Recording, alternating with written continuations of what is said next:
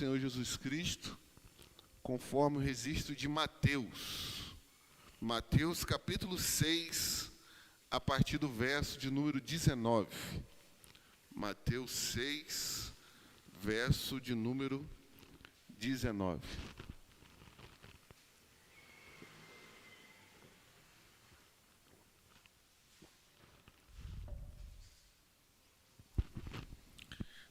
Mateus, capítulo 6, a partir do verso de número 19. Quem achou, diga amém. Diz assim a palavra do Senhor: Não acumulem tesouros sobre a terra, onde as traças e a ferrugem corroem, e onde os ladrões escavam e roubam. Mas ajuntem tesouros no céu, onde as traças e a ferrugem não corroem, e onde os ladrões não escavam nem roubam. Porque onde estiver o seu tesouro, aí estará também o seu coração. Os olhos são as lâmpadas do corpo.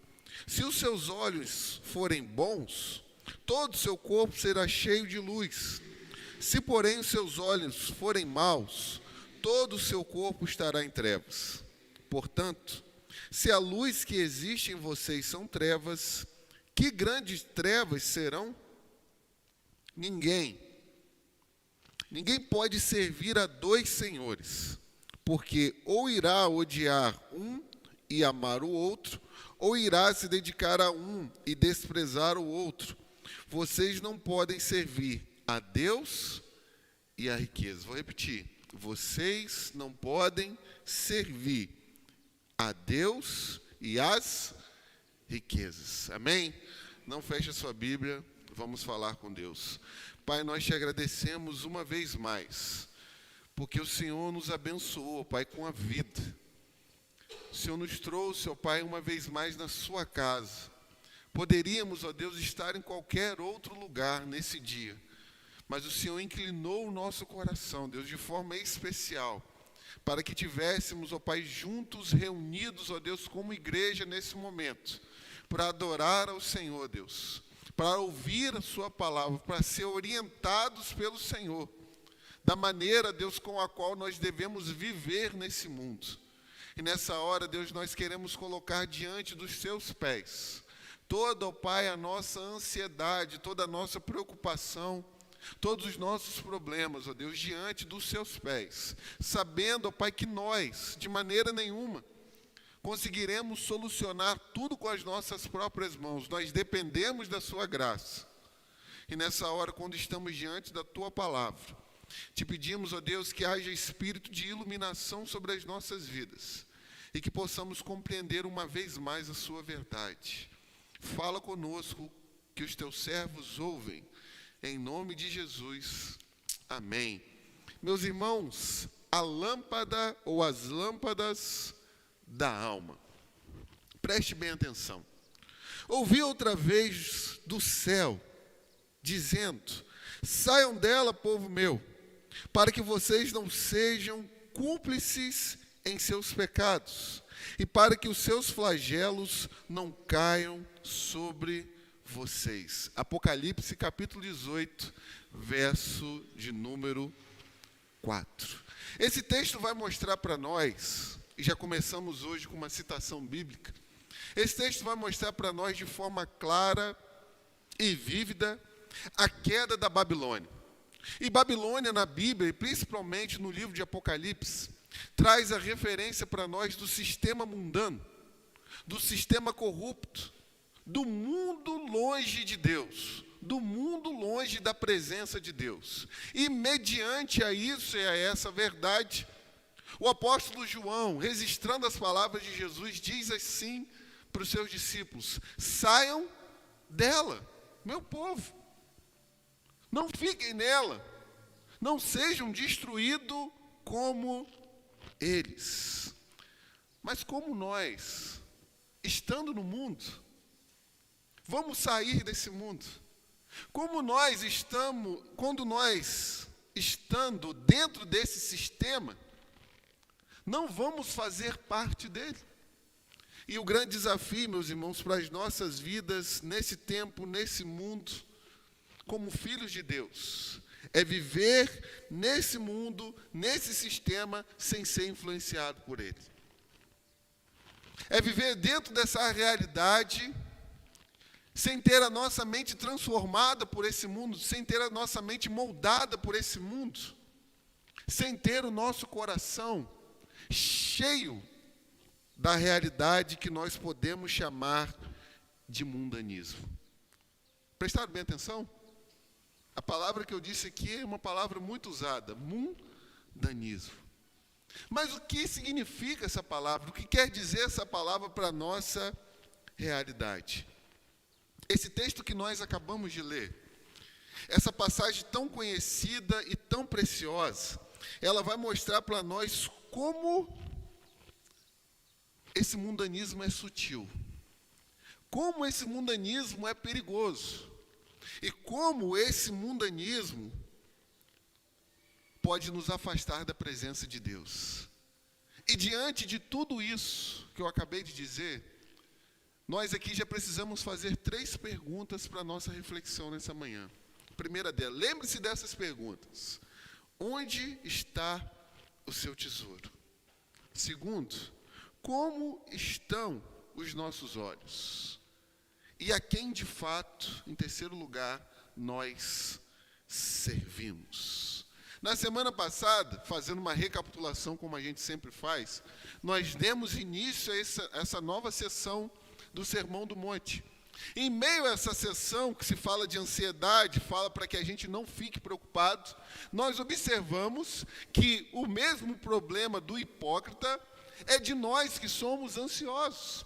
O grande problema da pessoa que é hipócrita é que ela olha para dentro de si mesma e tenta viver uma vida para tentar mostrar algo para as outras pessoas, preocupado com aquilo que as pessoas vão pensar de quem ela é. Talvez para que as pessoas olhem para ela como uma pessoa extremamente piedosa. E aí nós entramos no grande problema da pessoa ansiosa, que ela também olha para dentro de si.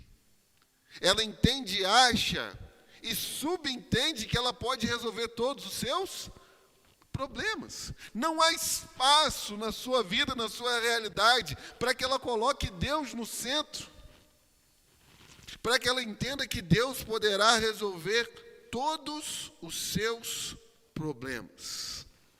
E nós vimos 3 coisas importantes na semana passada. Nós achamos que a gente pode resolver tudo com as nossas próprias mãos. A segunda coisa que nós vimos é que a gente corre um grande perigo de buscar segurança dia após dia nas coisas desse mundo. E a terceira coisa que nós observamos é que em meio aos nossos pensamentos, em meio às nossas reflexões, nós esquecemos que Deus existe.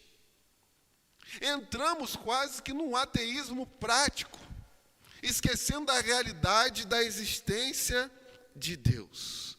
Sendo assim, meus irmãos, o que esse texto tem para nos ensinar nessa manhã? O que de forma prática esse texto dos versos 19 até o verso 24 pode trazer para as nossas vidas nessa manhã? Então, se você pode, acompanhe comigo o primeiro ponto da nossa reflexão, que é o grande perigo do mundanismo. Olhe comigo de novo, uma vez mais, o verso de número 23. Se, porém, os seus olhos forem maus, todo o seu corpo estará em trevas. Portanto, se a luz que existe em você são trevas, que grandes trevas serão? E diante disso, meus irmãos, a primeira coisa que eu quero destacar dentro desse primeiro ponto é o que de fato significa o mundanismo, afinal de contas. E aqui eu quero dar algumas definições do que significa isso que nós chamamos de mundanismo. Mundanismo, meus irmãos, não significa tão somente nós irmos a shows, nós irmos a boates, nós participarmos das coisas que esse mundo pode oferecer para as nossas vidas. Mundanismo está ligado à forma como nós olhamos para essa vida, a forma que nós enxergamos a realidade, ou nós enxergamos as coisas da perspectiva do reino de Deus, ou nós enxergamos as coisas da perspectiva do mundo. Porque às vezes a gente reduziu o mundanismo tão somente a estar num bar, ok? Aí em festas. Mas mundanismo é toda a sua perspectiva de vida. E o apóstolo Paulo vai mostrar para nós que um pouco de fermento faz o que, meus irmãos? Leveda toda a massa. Só um pouco de mundanismo em nossas vidas tem a capacidade de influenciar toda a nossa realidade. Mas o mundanismo, meus irmãos, ele se torna realidade, ele se torna significativo em nossas vidas quando nós, preste bem atenção, igreja, permitimos que coisas que são legítimas em si mesmas começam a tomar conta de toda a nossa realidade, passam a ser primeiro lugar em nossas vidas. Que coisas legítimas existem que podem tomar conta da nossa vida, nos tornando mundanos? Vamos dar um exemplo aqui, uma nota de rodapé. Entretenimento, ok? Trabalho, estar com a família. Meus irmãos, tudo isso é perfeitamente legítimo. Mas existe uma realidade na nossa vida quando todas essas coisas que são legítimas em si mesmas, dadas por Deus para nós, elas passam a tomar conta de toda a nossa vida. Aí nós entramos nisso que nós chamamos de mundanismo. Estamos sendo conduzidos pela perspectiva do mundo. Quer um exemplo? Lucas capítulo 17, verso de número 25 a 27 diz assim: mas é necessário que primeiro ele padeça muitas coisas e seja rejeitado por essa geração. Assim como foi nos dias de Noé, será também nos dias do Filho do Homem. Comiam, bebiam, casavam-se, davam-se em casamento, até o dia em que Noé entrou na arca, veio o dilúvio e destruiu a todos. Pergunta prática para esse momento do culto e da reflexão: qual o problema? De casar, vender, dar-se em casamento? Existe algum problema nisso? Existe alguma dificuldade dentro dessa realidade? Nenhuma. O grande problema é quando nós passamos a fazer todas essas coisas e esquecemos de quem? De Deus. E Jesus vai dizer, e disse nesse discurso, que os dias que antecederiam a sua vinda serão assim. As pessoas viveriam de forma comum e normal, fazendo todas as suas atividades, mas esquecendo de uma coisa principal na sua vida: Deus. Está dando para entender, irmãos? E todas as vezes que isso acontece na nossa realidade, nós caímos naquilo que nós chamamos de mundanismo. Mas a segunda coisa que eu quero destacar, ainda dentro desse ponto, é que quais são os efeitos colaterais? Preste bem atenção, nós estamos numa clínica aqui para tratar de ansiedade. Quais são os efeitos colaterais de viver com a perspectiva do mundanismo? O que isso pode causar em nossa vida, o que isso pode causar na nossa realidade? O primeiro efeito que eu quero destacar aqui, meus irmãos, é o efeito emocional em nossas vidas. Olhe comigo o verso de número 19. Diz assim: não acumulem tesouros sobre a terra, onde a traça e a ferrugem corrói, e onde os ladrões escavam e roubam. Nós observamos na semana passada que quando Jesus fala aqui de tesouros, ele não está querendo dizer de riqueza, de posses, de uma casa boa, de um carro bom. de ter uma boa conta bancária. Não é só isso que Jesus está falando. Tesouro aqui que Jesus quer destacar é tudo aquilo que é prioridade em nossas vidas. É tudo aquilo, vamos dar um exemplo aqui, que nós sonhamos acordado. Você já sonhou acordado alguma vez? Pensando em algum sonho, algum projeto? Quantas vezes a gente está caminhando pela rua e de repente a gente começa a visualizar algumas realidades da nossa vida? Isso é o nosso tesouro. Isso é o que é precioso para nós. Então Jesus diz assim para nós: não acumule esses tesouros sobre a terra. Não busque segurança tão somente nisso. Mas o grande prejuízo emocional que nós temos, quando nós vivemos na perspectiva do mundanismo, meus irmãos, é que quando nós possuímos tudo aquilo que nós queremos, quando nós chegamos lá, quando aquilo está em nossas mãos, quando nós entendemos que já possuímos aquilo que o nosso coração tanto desejava, você tão somente olha e diz assim: está faltando alguma coisa. Está faltando alguma coisa. Você ainda não está satisfeito. Você não consegue se sentir plenamente realizado por causa dessa conquista que você até então tanto desejou. Falta alguma coisa para você, falta alguma coisa para a sua realidade. É o efeito emocional de dar valor tão somente a coisas que a traça corrói e que os ladrões roubam. O profeta Ageu, capítulo 1, do verso de número 6, vai ilustrar isso para nós da seguinte maneira: vocês semearam muito e colheram pouco. Comem, mas isso não chega a matar a fome. Bebe, mas isso não dá para ficarem satisfeitos. Põe roupa, mas ninguém se aquece. E o salário que recebe é para colocá-lo num saco furado. Porque quando nós achamos que chegamos lá, preenchemos essa realidade que a gente tanto desejava, nós não nos sentimos plenamente satisfeitos em nossas vidas. Mas o segundo efeito, não só emocional, mas o segundo efeito espiritual que acontece em nossas vidas, você pode observar que a traça e a ferrugem, isso não enche o nosso coração, mas quando nós chegamos lá, conseguimos conquistar aquilo que a gente tanto queria, de repente, sabe o que acontece na nossa realidade? A gente se cansa daquilo. A gente enjoa. Aquilo era tão precioso, importante para você, agora você olha e diz assim: estou cansado. Preciso ter alguma coisa diferente.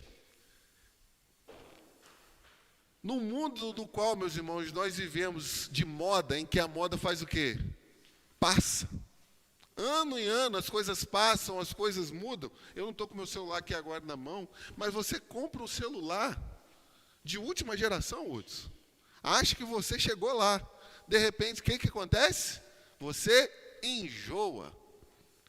E a televisão vai mostrar para você que para que você seja feliz, realizado e pleno, você precisa ter o último celular que foi lançado. E dia após dia, meus irmãos, a gente vai sendo consumido com essa realidade. E o que sobra para nós é ficarmos o quê? Ansiosos. Porque na nossa casa não tem uma televisão de 64 polegadas que faz curva e que você pode ajustar para onde você quer. Porque lá na mídia, lá na televisão, na perspectiva mundana, diz que você tem que ter aquilo. E se você não tiver, você não será uma pessoa feliz e realizada. Esses são os efeitos, meus irmãos, de buscar aquilo que a traça corrói, que os ladrões roubam e escavam. Mas o segundo ponto da nossa reflexão, meus irmãos, nessa manhã,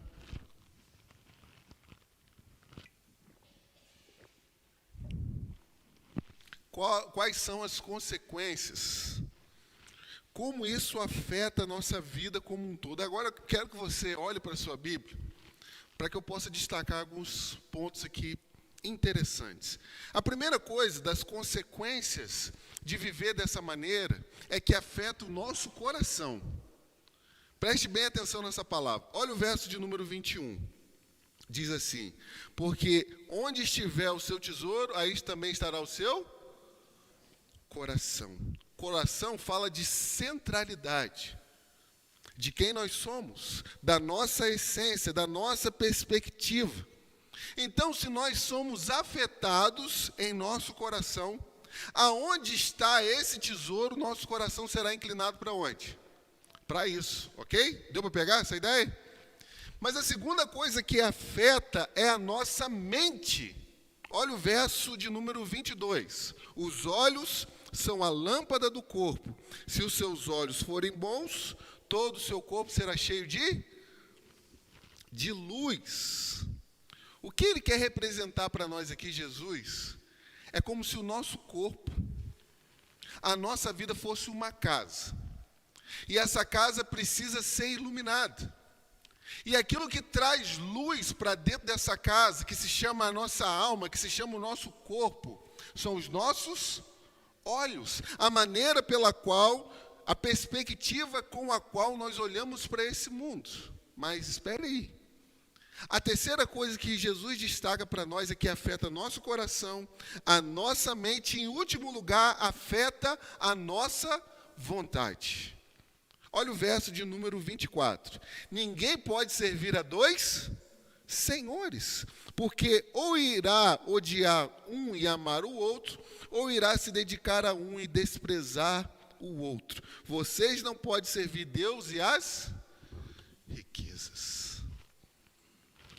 Então, qual a realidade que Jesus está trazendo para nós aqui? Quando nós vivemos na perspectiva mundana, do mundanismo, o nosso coração, a centralidade de quem nós somos é afetada. A nossa mente é afetada.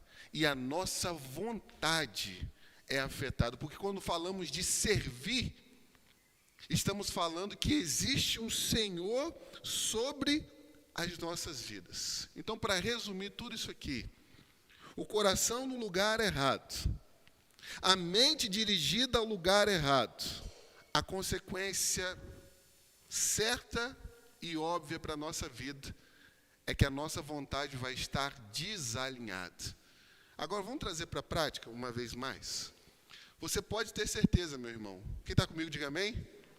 Você pode ter certeza de uma coisa nessa vida, na sua existência nesse mundo. Todos os dias, a sua lealdade vai ser testada. Todos os dias, enquanto você caminhar nesse mundo, a sua lealdade ao Senhor da sua vida vai ser testada. E você precisa perceber e fazer algumas perguntas para a sua vida, em meio a esse teste de lealdade. Por que, meus irmãos, a gente tem o emprego que a gente tem? Por que nós seguimos a carreira que nós seguimos? Vamos mais profundo? Por que nós congregamos na igreja que nós congregamos? Nós fazemos tudo isso porque é conveniente para nós. Prestaram bem atenção? Ou é uma oportunidade que nós temos para servir a Deus? Está vendo a perspectiva completamente diferente? Por que eu estou vivendo essa realidade? Por que eu quero buscar essa carreira? Por que eu estou congregando na igreja na qual eu estou congregando? Antigamente, nos tempos lá dos nossos pais, as pessoas muitas das vezes buscavam uma igreja que ela pudesse ser útil, não é verdade? Que ela pudesse servir melhor. Nós vivemos uma perspectiva hoje em que as pessoas vão para os aplicativos da igreja, vão procurar lá se tem um ministério de louvor bom, se tem uma boa pregação, se tem um bom ministério infantil, mas ninguém mais, meus irmãos, olha com a perspectiva assim, será que eu posso ser útil naquela igreja? Como eu posso servir naquela igreja? Porque a gente tem vivido de uma maneira conveniente. E não mais com uma perspectiva de, em qualquer área que nós estivermos nesse mundo, ser para nós uma oportunidade de servir a Deus. E uma vez mais, eu digo para você e afirmo, que todos os dias a nossa lealdade vai ser testada. E muitas das vezes quem vai sair no prejuízo é o reino de Deus. É o reino de Deus. Eu não sou muito de contar histórias, mas deixa eu contar uma história aqui. O homem estava muito feliz, muito animado. A sua vaca mais preciosa, mais forte, havia dado 2 bezerros. Um bezerro era marrom e o outro bezerro era branco. Preste bem atenção nessa história. E ele estava feliz, animado, e virou para sua esposa e fez uma promessa. Preste atenção, nós recebemos esses 2 bezerros preciosos. E eu vou fazer uma coisa. Um bezerro vai ficar para nós. Quando ele estiver gordo, a gente vai matar, vai fazer um churrasco. Mas o outro bezerro, desses 2, nós vamos pegar, vamos vendê-lo, e o dinheiro que a gente arrecadar, a gente vai dar para a obra de Deus. A esposa falou, que bênção, vamos nesse caminho. Passou-se alguns dias, aquele homem chegou em casa triste, desanimado, acabrunhado, e a esposa olhou para ele e perguntou, por que você está triste? Há dias atrás você estava pulando de alegria, mas por que você está triste? Ele chegou para a esposa e disse assim, eu estou triste porque o bezerro do Senhor morreu.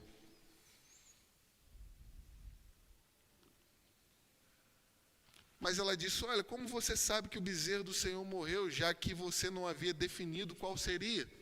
Não! Desde quando eles nasceram, eu já havia decidido qual bezerro seria do Senhor. A gente dá risada, não dá? Mas é isso que acontece todos os dias na nossa vida. No fim das contas, quem sai no prejuízo é o reino de Deus. Ele havia escolhido o bezerro? Não. Mas para não sair no prejuízo, o bezerro que morreu foi o bezerro do Senhor. É todos os dias isso, meus irmãos. No fim das contas, quando a nossa lealdade é testada, o bezerro que sofre é o bezerro do Senhor. Porque a gente vive dia após dia na perspectiva do mundanismo. Mas eu quero encerrar com o 3º ponto. Qual a perspectiva que Jesus quer que nós vivamos? Para que não só as riquezas, os tesouros no lugar errado, como nós vimos na semana passada, e como essa perspectiva mundana que nós estamos vendo hoje, possam levar o nosso coração a se encher de ansiedade. E a perspectiva na qual Jesus quer que nós vivemos, em primeiro lugar, é que Jesus quer que nós vivamos, como disse na semana passada, como mordomos nesse mundo. Entendendo que tudo aquilo que nós temos não é nosso, é de Deus. E sendo assim, nós precisamos consagrar tudo isso ao Senhor. No seu trabalho, consagre sua vida ao Senhor. Na sua casa, consagre a sua casa ao Senhor. Na sua igreja, consagre a sua vida ao Senhor para que você possa servir. E que a gente não deixe que essas coisas tomem o primeiro lugar na nossa vida. Mas a segunda perspectiva que Jesus quer de nós é que Ele quer que a gente tenha a mente transformada com a perspectiva dEle, não do mundo. Um texto que todo mundo conhece, Romanos, capítulo 12, verso 1 e verso 2. A Lorena projetou aqui. Portanto, irmãos, pela misericórdia de Deus, peço que ofereçam seu corpo como sacrifício vivo, santo e agradável a Deus. Este é o culto o quê? Vamos lá, é o culto o quê? Então não é um culto emocional. Que a gente tão somente se enche de emoções e não entende nada do que está acontecendo. É o culto racional que a partir disso afeta as nossas emoções. Mas o verso 2. E não vivam conforme os padrões desse mundo, mas deixem que Deus os transforme pela renovação da mente de vocês, para que vocês possam experimentar qual é a boa, agradável e perfeita vontade de Deus. O texto está dizendo para nós ali que a gente precisa se deixar transformar pela renovação da nossa mente. Mas como a nossa mente consegue ser transformada? Quando a gente começa a mudar a nossa forma de pensar. A mente, ela é conduzida pelos nossos pensamentos. Então, a primeira coisa que nós precisamos fazer é mudar a forma que nós pensamos sobre as coisas. E é isso que eu estou tentando trazer para nós hoje. Como nós olhamos para o nosso trabalho, como nós olhamos para a nossa casa, como nós olhamos para os nossos sonhos, para os nossos projetos, para a nossa igreja. É assim, meus irmãos, que a gente começa a mudar a nossa mente.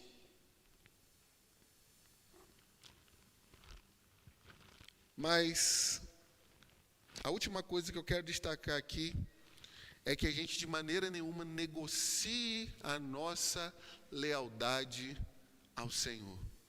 O convite nessa manhã para mim e para você é o seguinte: pague o preço. Eu não sei o preço que você tem que pagar, mas pague o preço de ser fiel ao Senhor. Coloque o reino de Deus em primeiro lugar na sua vida, que você vai ver a diferença que vai acontecer na sua realidade emocional e espiritual. Mas eu quero encerrar, vamos ficar de pé,